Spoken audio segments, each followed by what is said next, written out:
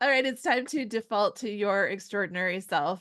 I'm your host, Julie Reynolds, and I have a special guest today, my friend Elena. And I am so excited for you to hear from her. She's so smart, just intelligent, uh, energetic, has a lot to offer us in probably any topic that you throw at her, she could talk about.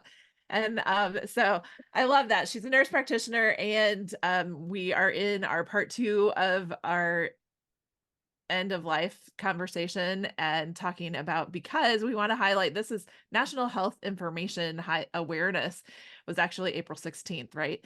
But we are highlighting that conversation so that we can get comfortable. And so we have experts here who have studied and worked with people, have amazing stories to share, and this is all part of defaulting to your extraordinary self, is not just in the way we live, but how we live to the end, how we finish well is also. So welcome. I'm so You're excited welcome. for Thank you people for to be having able me. to. So tell us a little bit about yourself and your journey and how you ended up to be an end of life doula. Oh, about I guess going all the way back, honestly, as a child, I grew up in New York City, and I tell people I had three facilities across the street from our house. One was a homeless shelter, the other one was the Psychiatric Institute in New York, and then the other one was Columbia Presbyterian Hospital, which was attached to Columbia University. So at an early age, I was surrounded by a hospital, worked in a hospital, just really grew to love advocacy. Fast forward, 1991, I had the first of five miscarriages. And my statement at that time, which I guess is the thread that weaves this whole story together, is I don't think I could ever deal with death again. And little did I know, that whole thing would kind of follow me, in the next couple of years, multiple miscarriages. My grandmother died of sepsis. My mother died of melanoma. My mother-in-law died of ovarian cancer. And then my dad died of a PE. So what I most feared, the one thing I did not want to deal with, was really the thing I had to deal with, and I was forced to deal with it. But what I found was that nobody navigated me, no one informed me, and we really didn't talk about it. Even though we went through all of this in our family and in my own personal life, we had not talked about it. Um, After my mom had died, I had gone into nursing school. My dad died. She died before I got my acceptance letter. He died before I actually walked. So it's kind of the bookends of that whole thing. I went into the ICU thinking I'm going to help people, as we all do when we go into nursing, right? What I found is in the ICU, I dealt with more body bags and loss than I thought I was going to deal with, and I felt very ill-equipped. I also started to ask myself the question, is there anything between do everything and hospice? And so that kind of was the defining moment when someone said, yeah, palliative care. And I'd never heard the phrase, never heard it in nursing school, never heard it in the ICU. And I really became very intrigued about what is this thing called palliative care. So the rest of my career really was focused on not only finding out what it was, but really getting into that space. That's kind of where I am now. So yeah, so you kind of took that. I'm anxious to hear a little bit more about that, and that advocacy. This is actually how I got really um, keyed in or clued in to this topic, is by working in the trauma unit and being exposed to so many and young deaths, Yes. lives that were cut short, and watching the families deal with it. And in that time, with going from doing everything into maybe a really long period of navigating that end of a life cut short and how you go about doing that. So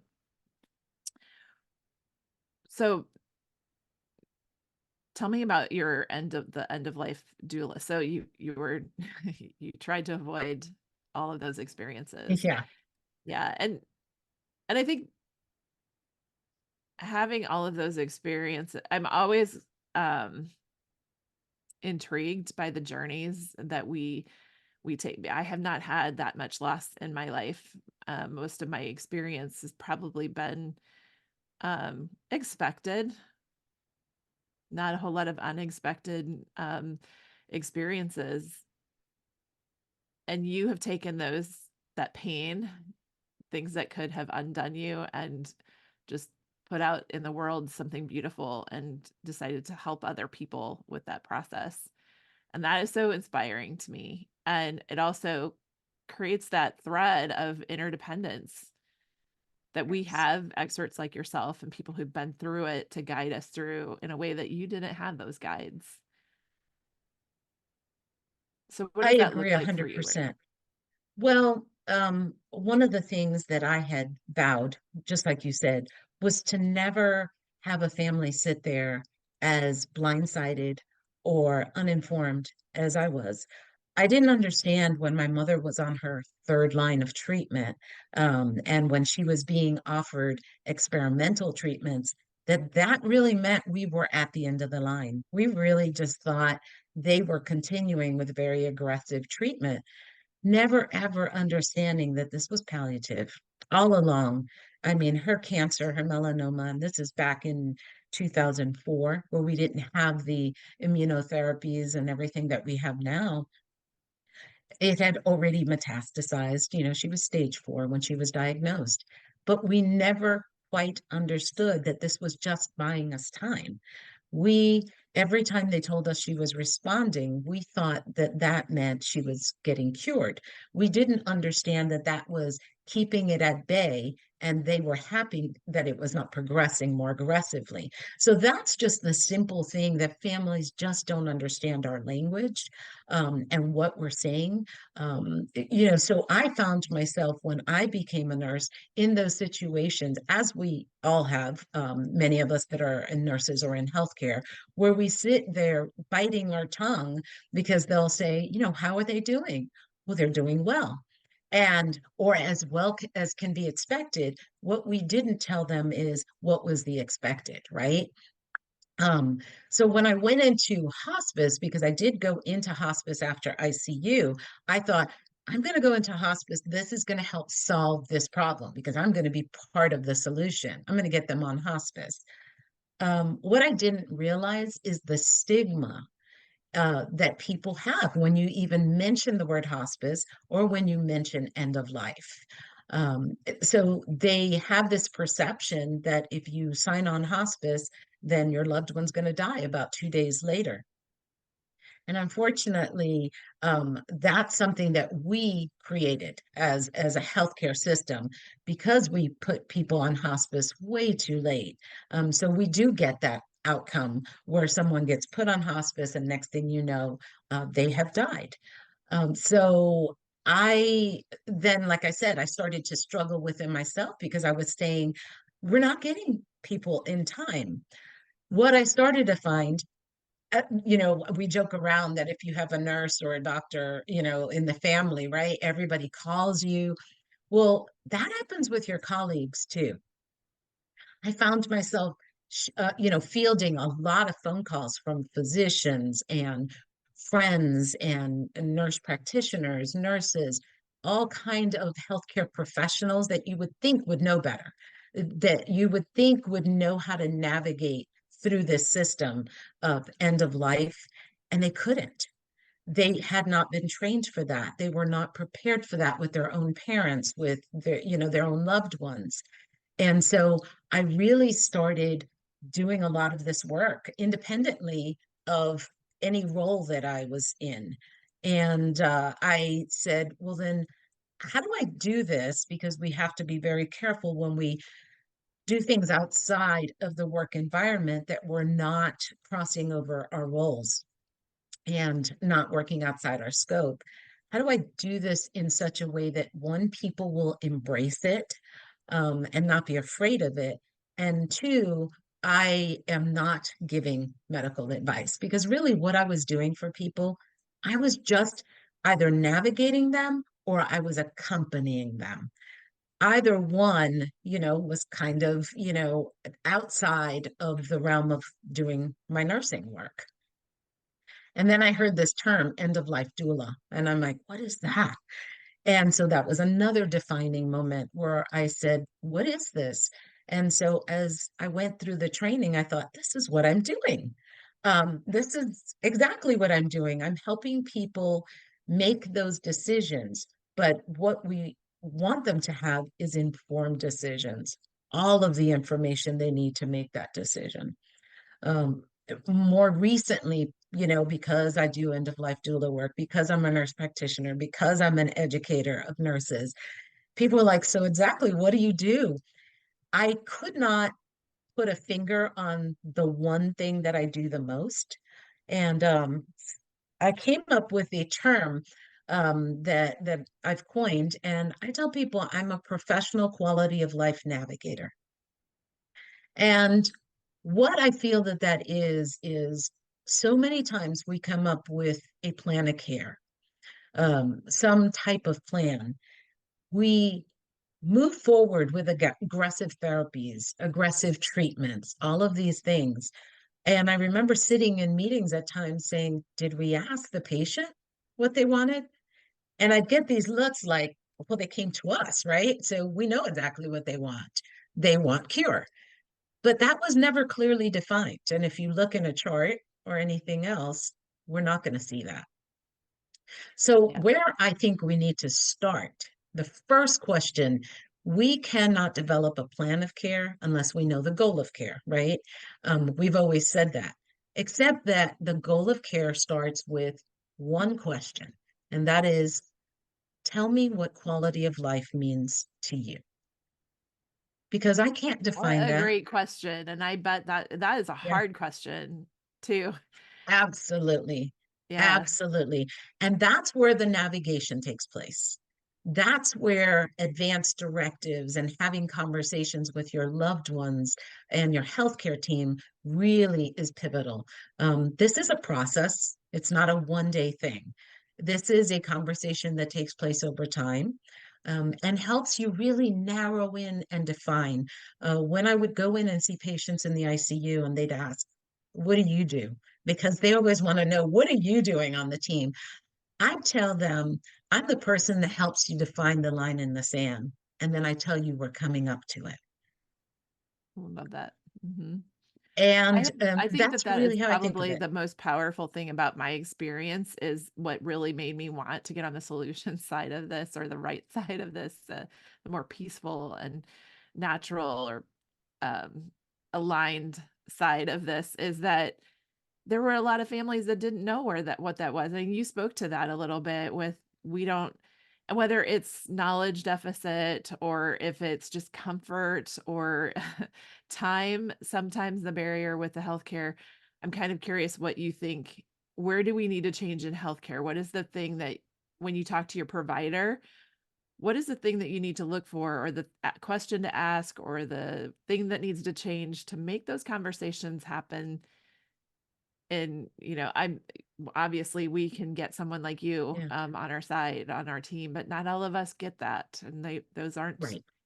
I know our institution doesn't have you. So,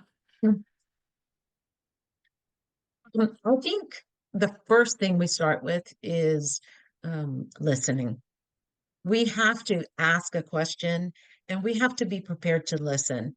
I was talking to a group of students yesterday and I talked about the awkward silence. The silence is only awkward for us because generally if there is silence, it will be broken by the patient because they will say, what do you mean? I don't understand. What we need to do is learn to ask these questions to get them to really contemplate and think about what's important to them. But then we have to stop and wait to hear that answer. And then we have to tell them that we don't expect that answer immediately. I mean, short of being in the ICU where we have decisions that might have to be made more rapidly, when we're in primary care settings, where we're in other areas, it's good to ask them those questions and say, think on that. Because what they want to feel is that you're not pressuring them. They don't want to feel like, a lot of times we hear patients say, yeah, well, the surgeon always wants to do surgery, or the oncologist always wants to do chemo. And that's not necessarily the truth. That's a generalization, but that is their perception that whoever it is, even if it's hospice, hospice wants to get me on hospice, that they have a vested interest in whatever they're representing. Yeah. I mean, Patients often feel like I they're mean, that not is represented. something that, like I tell people, remember you're going to a surgeon. And so the tool that he brings or she brings to the table is That's like right. surgery.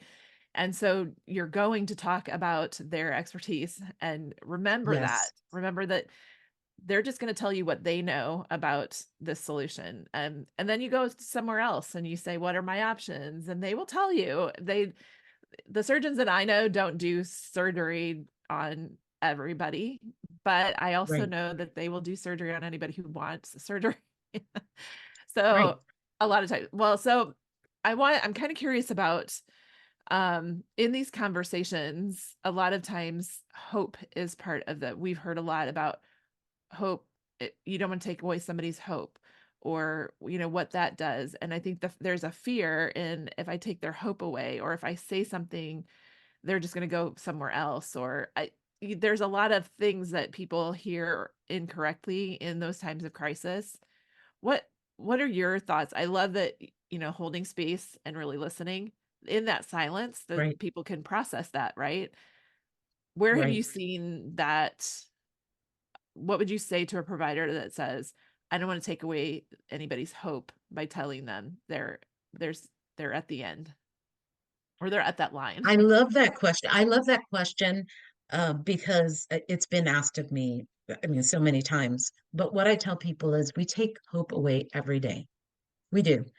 Why? Because we make choices for people. And when a person doesn't have a choice to make, they have no hope. And so our our job is to present all sides and then help that person process and honor their wishes. When we tell them only one side, we've already taken away the hope because we don't know that overriding that chemo that might make them really, really sick, they're thinking they're going to get cured. If they did not know they were only being bought time, then we took away the hope that maybe they might have gone on that vacation that they always said they were going to go on. They may have made amends with that family member that they have been estranged from for 5 years if they knew they only had 6 months. And so by providing people the entire, we don't have to sit there and say it in such a way that it is one without feeling, or to say there are no options, sorry, good luck, but to tell someone, I'm here with you no matter what happens on this journey. I'm accompanying you, whether it's aggressive treatment or whether we no longer have curative treatment to offer, we're going to aggressively pursue palliative care. And the mind will key in on that word aggressive, and that aggressive gives them hope. Now, hope changes.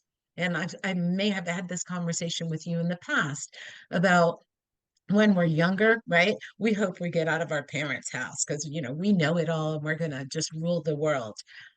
When we go through nursing school, we hope we pass, right? And we pass NCLEX. When we get married, we hope we have a good marriage that lasts a long time. When we have children, we hope they're healthy. But as we age, our hopes and our dreams, they start to change also. We no longer, hope that we're going to live till we're 99. We start hoping that we live a pain-free or symptom-free life for as long as we live. And so that's really where our obligation is, to help people define what hope looks like based on where they're at in their life. You can't have someone that says, well, I hope to run a marathon. And they're sitting there, they've got COPD, they can barely walk, and all of these things. Okay, let's redefine your goals to get you to have something to hope for that is going to be more realistic. And I think that when we do that, we don't take away hope. We just redefine what hope is going to look like based on their circumstances. Yeah, and that all goes back to your question about the quality of life, really helping people answer that question. And it's not really even giving them the answer, it's just basically that comes to asking the question, right? So, Right. and giving them the space to define that. I love that you said that that's kind of where it should start too, is that we can offer options and guide them through their course, whatever they choose, if we already know what they value. Right. And sometimes people have to be reminded of what their values are in the midst of everything. And that's why I keep saying it's an ongoing thing. You just don't call palliative care in if you're in the hospital or if you're a provider having these discussions in a clinic or even a family member. You can't hang on to, well, mom said do everything, but and forget the other side of the conversation. But she doesn't want to live in a vegetative state. She doesn't want to lose her independence. She doesn't want to stop going out with her friends. So that's where sometimes we have to remind them like, we can't listen to one part of the conversation and not accept the whole part. Because generally, most people are not afraid of dying, they're afraid of suffering. Mhm. And that's where, having these discussions about, quality of life, that includes what does suffering mean to you? Because suffering for one person is going to look completely different than what suffering looks like for another person. I'm curious too, like, I had somebody ask me, what's the difference between palliative care and hospice? And then you said earlier, you said people aren't offered the option early enough. So that goes to maybe people that are chronic, a long battle with cancer or dementia, Alzheimer's. Like, speak to that a little. Tell me a little bit more about that. First of all, how you would answer the question, palliative care, hospice, are they interchangeable? And when is the right time to look at that option? That's a great question. Uh, to be flippant, I used to joke around when patients would ask me that question, and I would say insurance. And they'd say, what? And I was like, that's the difference, insurance. The reason I say that is all of it is palliative care. Palliative care is to palliate, symptom management, improving quality of life based on what that patient defines as quality of life. So whatever it takes to do that, then that's what we're going to do palliatively, right? That could be pain management, that can be existential pain. And so it's all addressed under that umbrella. Hospice, on the other hand, is a Medicare benefit. It is a benefit that kicks in when the expectancy is that the patient has 6 months or less to live, should the disease process take its natural course.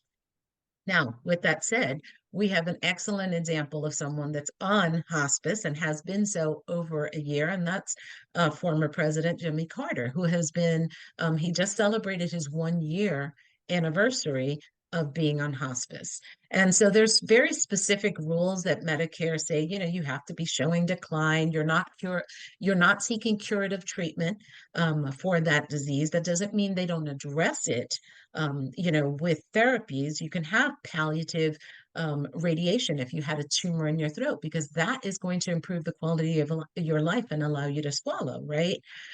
So those things can be covered.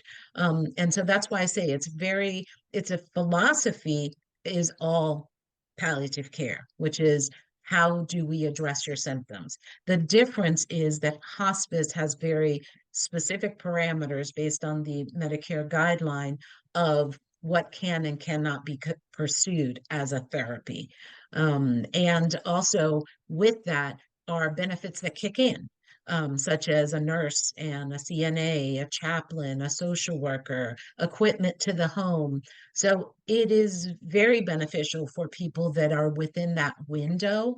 That has to be certified by two physicians. And when they're within that window, to turn around and say, yes, this person, in my clinical judgment, and all of the things that we see, has 6 months or less, and they're not pursuing aggressive curative treatment. So, dementia, you mentioned dementia. Dementia is probably our hardest one because, as we know, the caregiver burden is huge. The resources are scarce. And it is such a complex disease that really, with Medicare, it is not until the very, very end when a person is nonverbal, unable to do ADLs and those things where hospice would kick in. By then, unfortunately, the family is strained, their finances are drained, and so we do need to do a lot better advocating for either the coverage of palliative care for the dementia patient or in, earlier hospice coverage for those patients. What do you think most like needs to change in our culture for to make this a more comfortable and natural process to even having conversations within the family and with your friends or colleagues? What would you say is the root cause of some of The our root cause, discomfort? well, and actually, it's really our discomfort in Western society. Other societies actually do talk about death. They consider it a sacred, passage. And it is in their poetry, it is in, all of these things.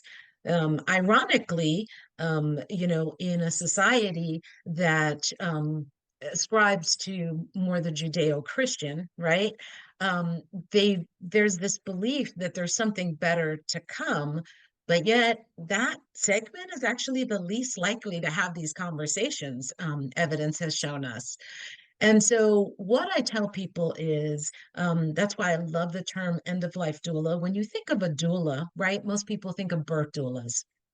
And they think of this person who is a non medical person who is really just serving as your advocate and kind of your guide in this very natural process, right? We've medicalized the birthing process. It used to take place at home.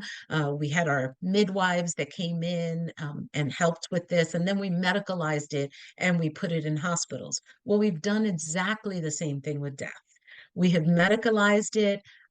Most people will tell you if you ask them, like, if I couldn't offer you anything, what is your ideal thought of how you would like to die? They all say the same thing. I want to die at home and I want to die in my sleep, right? No one really says, I want to die hooked up to a vent with my family coming in two at a time, with noise and lights and everything else. But the reality is that most people do die in a more clinical setting. So the first thing we need to do is just the words that you used is to recognize this is a natural process. And I usually with families, colleagues, I'm able to sit down and help them just be able to correlate that birthing cycle, that process with the dying cycle. And, quickly going through that is, I tell people, okay, when you get pregnant, there was just like this event that happens that sets off the whole chain of events. Well, for someone that's dying, that event could be cancer. It could be heart, failure. It could be dialysis, not dialysis, kidney problems. Whatever it is, there's this, it's irreversible. This chain is going to happen. We don't know how long. The difference is that, in pregnancy, we know 9 month period, more or less. But even in the dying process, we have a general idea of what the period is going to be, short of a sudden heart attack, a stroke, or an accident, right? So, the first part of that process really only impacts that person. The being pregnant, feeling the flutters, maybe the nausea, the vomiting. People can see it, but they're not impacted by it. The later part of that process really does start to impact other people, whether you need a coach, whether it's insurance, financial. It's not free to have a baby in this country, and it's not free to die, unfortunately.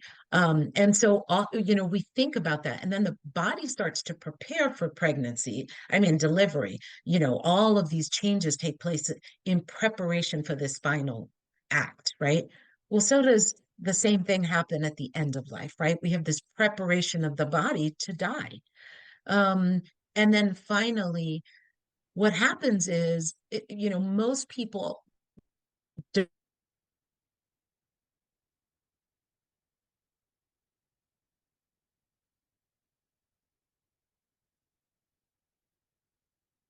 opt to be by themselves. Same thing. We cannot prevent death, but we can support those that are going through that process by helping them with closure, helping them with symptom management. Now, what's our role as healthcare providers?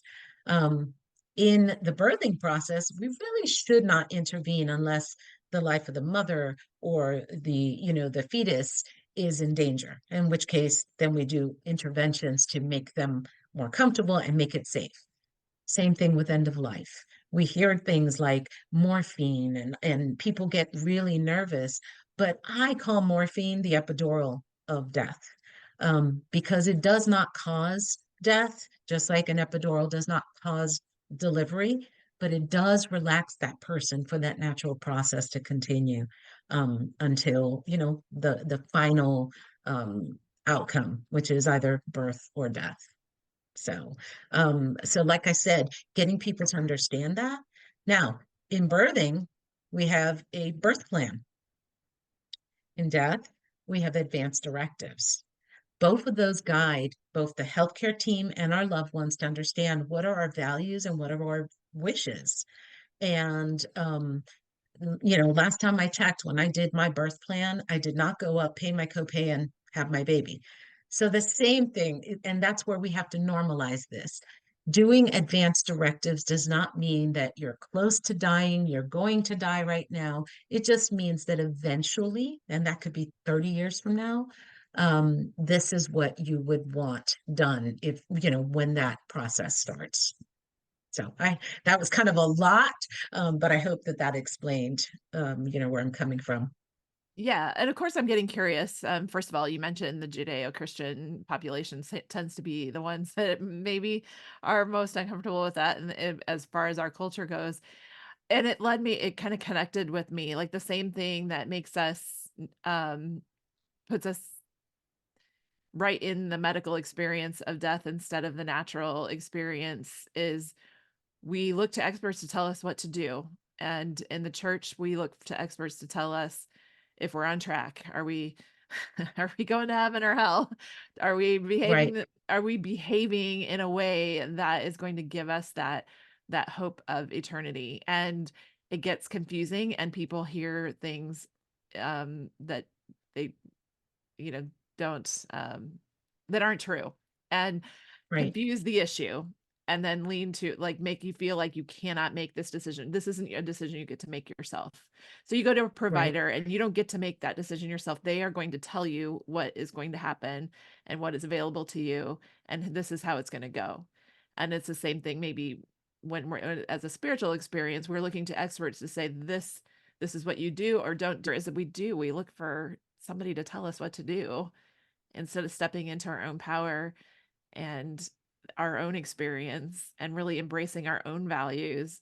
And I know that a lot of people that I talk to don't know what their own values are because they've never ever looked at that or been asked or defined them.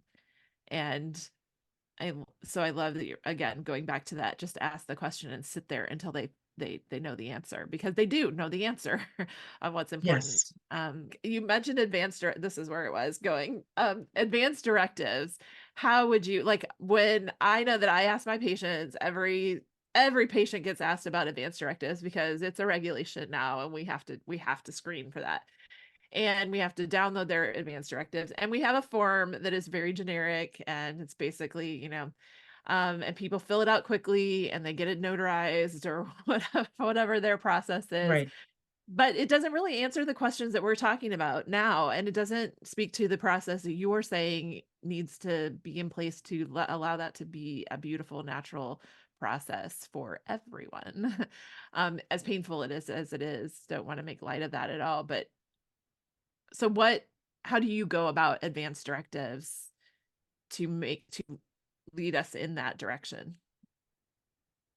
I love that you said earlier people come to us for our expertise. And we know that plans of care and conversations are not cookie cutter. We really have to define, you know, where that person's at with their health literacy, even their literacy, where they are in their beliefs, where their struggles are.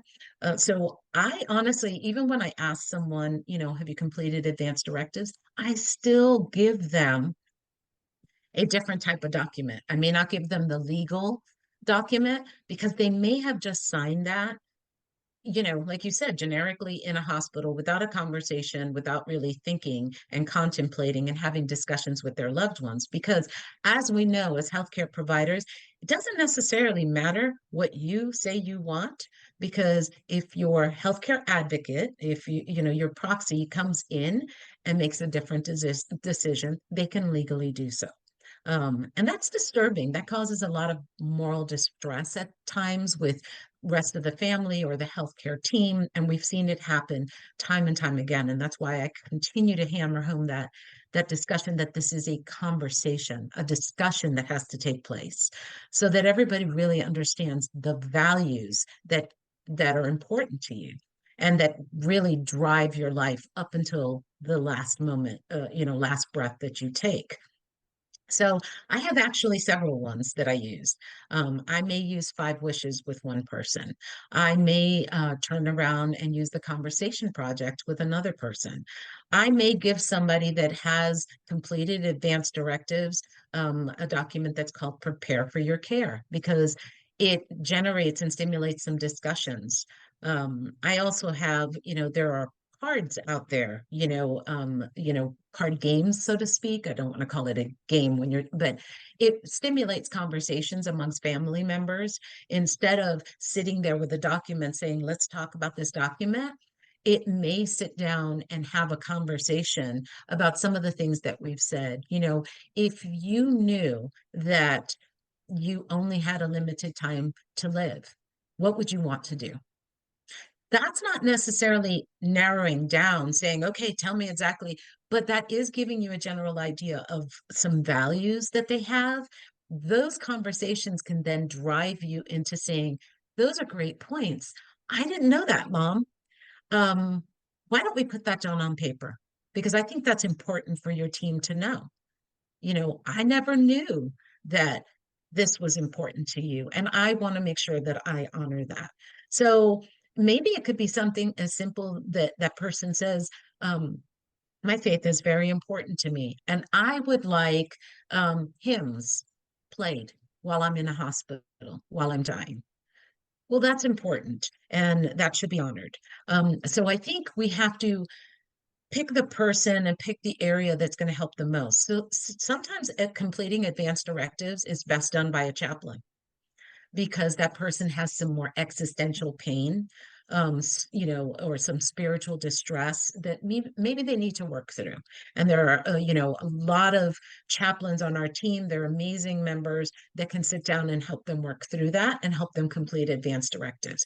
Maybe somebody else has a really sticky social situation that really needs to be worked through, a estranged husband, a current partner that is unmarried. And we know how sticky those things can get, because legally that person will not be able to make those decisions unless it's in writing. Maybe the social worker would be the best person to help them. So, so I think it's important that we find the best person. Sometimes it's having the conversation with that advocate in the family.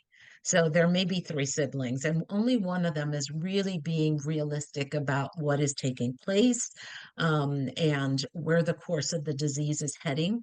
So maybe equipping that person to have the conversation is best. So that's why I say there's not a one size fits all.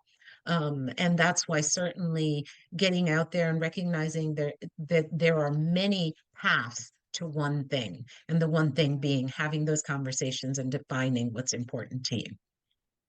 The examples that you shared kind of gave me a picture of that would also give the family members that don't know what to do or are uncomfortable something to do. So if mom says, it's really important that I have hymns playing. I'd like that to be the thing. Then some family member who doesn't maybe feel comfortable in hospital setting or in a medical setting or with the thing, or is just does not know what to do with themselves or for their loved one, they can go find some hymns and keep, like that's something that Right. we can do for our loved one that we know is important, even in the time when they can't tell us that it's important. So I I think that's I kind of great. liked the That brings up examples a that you shared point. too. Yeah. I was going to say that brings up a point. We always, it just, it curls my hair when I hear people say there's nothing left to do. There's nothing else we can do, or they are stopping care. We never stop. We just change the direction and focus of what we're doing. And just like you said, we do not stop. There's always something we can do in our comfort, in our support of that person. And it could be oral care, it could be finding the hymns, it could be just helping that person reminisce about their life. It could be laughing with them. Sometimes laughter is the best medicine. And when the person who is dying perceives that their family is going to be okay, oftentimes they are more at peace. And so, what we don't realize is it is vitally important during those times to really make sure that we're addressing the needs of the family, because that will ultimately help it, bring peace and closure to the patient who's actually, dying. Yeah, and I think a lot of people don't know that there is actually, like, I know in the intensive care units, there's actually a nurse assigned every day to stop care. Like you said, and that does not mean it's an unfortunate way we put things. Right, Maybe because on that day, that's when family members are there and a lot is going on those days. And sometimes right. it's not just one day, obviously, but I think that's really something else we don't understand is that a lot of times if we have that opportunity, we know that that's coming. It would be nice if, yeah, with the advanced directives, if everybody knows kind of how they can participate and how they can be there and yeah, know that their loved one is okay because they're getting the things that were important to them. I think that that's something you can carry forward too in the grieving process to know that you were part of that beautiful transition or make even Absolutely. when it's not beautiful. So I say that and every time I say that I think, well, sometimes that's not true. We can do everything we can to make it beautiful and natural and it doesn't go that way and it's not beautiful, but it's still natural. Like kind of Right. Yeah. some people when it comes to the end really buck at the that last moment. They don't want to leave and it shows and it's painful to watch and to observe and it has nothing to do with not doing everything that you could or not doing everything right. That's part of the Right. process too. So, Yeah, well, it's just like a pregnancy. You could have yeah. planned for that normal, right, delivery, and you have these beautiful dreams of swaddling your baby and all of this. Nobody planned for the emergency C-section, the other things that could go wrong in spite of all of our, best efforts. But in those cases, what we find is that it is vitally important to help people understand by communicating with them, educating them that, we can do everything we can do, but there's still nature that takes its course in spite of our best efforts. So I think that's an excellent point. It's always not the beautiful. And not only that, we have to recognize every patient does not want to die at home. And we have to stop making it seem like, everybody wants to die at home for reasons. and some of them very valid. Some people don't want to die at home. They might have young children and they don't want their children to have that memory, of every time they pass that bedroom, that's where mom died.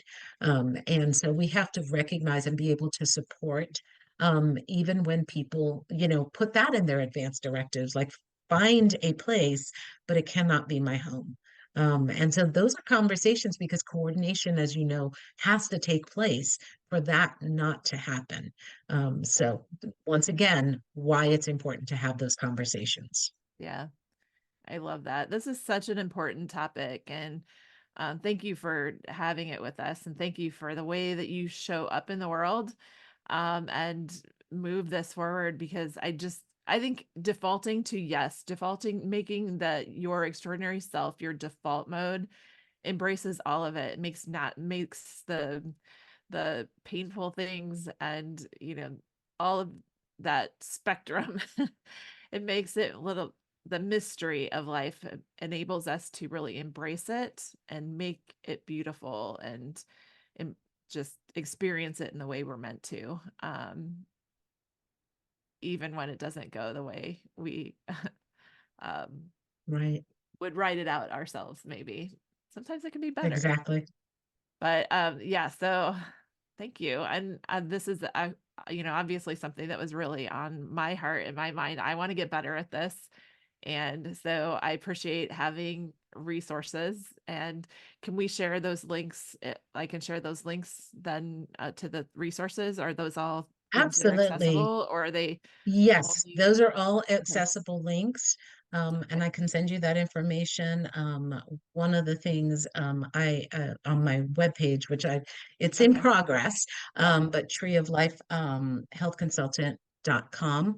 And I will share some of those links on there so that people can readily go to them. There are other things. There's a project that I was involved in, being a veteran myself and the spouse of a retired veteran. The veteran space is very important to me. And so there is a organization called Psych Armor, and they created a three-course series, caring for veterans through end of life. And those are three free courses for family members, providers, and the community to understand how to care for our veterans. I was honored to serve as an advisor on that project. I don't get anything for it. Once again, we do what we do because we want to get the education out there for those that need it. That's another resource. Um, Now, should but we just go to your website to find all those resources, or do you want yes, to? yes. Okay. Nope, that's fine. Okay. You All can do right. that. I will make So sure I I'll, upload those links. yeah, I will put then the website is what again? Treeoflifehealthconsultant.com. Okay. And the link is below in the show notes. So if you're driving right now listening, save this. And definitely make sure you share share this episode with your friends. Have your family members listen to it, and maybe that will be enough to spark conversations, make someone else curious, and get that conversation started. The link will be in the show notes. You can access all of the resources that were mentioned here today. So I have one more question for you, and I know that you have done this before. I've shared your default to yes story on the podcast before. I don't remember what episode it is. We'll see if she answers it differently this time. Default, what does it look like for you to default to yes to your extraordinary self? How would you answer that? It's interesting because yesterday I was doing VR. I know this seems like completely left field, but even though I knew it was VR and it wasn't real, when I got to the edge I was on a cliff, I was hesitant to step off, even though I knew this is VR. And so I think really for me, defaulting to yes is stepping off. Um, it's going ahead and recognizing that there's going to be a safety net, whether I know it or not. In the back of my mind, I need to remember that it's going to be okay. And so that when you said that, I thought that was my thought yesterday, like just It's VR, you're in your living room. Um, but our mind is so powerful to worry about the unexplained, the unexpected, what I don't know. I'm going to get hurt. I'm going to lose. I'm going to make mistakes. And so I think, in light of what happened yesterday, I have to wake up each day, remind myself, like, it's going to be okay, just do it. And so for me, taking a lot of chances, going into a field that most people are thinking, like, what are you doing? Like, this is so sad. But in the midst of all of that, it's brought me so much joy. Um, to help people find closure and to find peace and find quality of life that, yeah, I'm glad I said yes back then, and pursued this. So I think for me, that's what it would look like, is just to remember it's going to be okay. I love that. I love that you coined the term quality of life navigator. You are an amazing one. So um, make sure, thank you so much for sharing your story with us and sharing your expertise. And I hope all of you listening will visit her website, take advantage of of all that you've learned and put that into action. And yeah, step off. Step off. And Thank you that's so what much for having me. yeah.